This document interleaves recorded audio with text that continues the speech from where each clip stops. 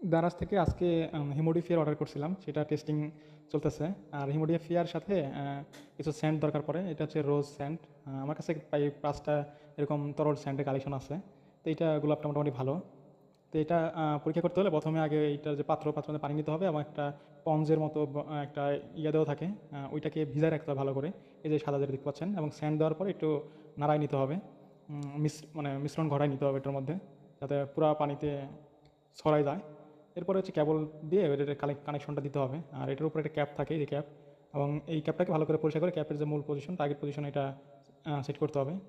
আর ওই যেটা ক্যাপের সাথে টাচ হবে ওইটা একটু উল্টা করে দিয়ে মানে একটু ভিজা নিতে হবে, মানে পানির স্পর্শ পেলে পানিতে পানিতে ব্যাপনের মতো আর কি এটা বিষয়টা ছড়ায়।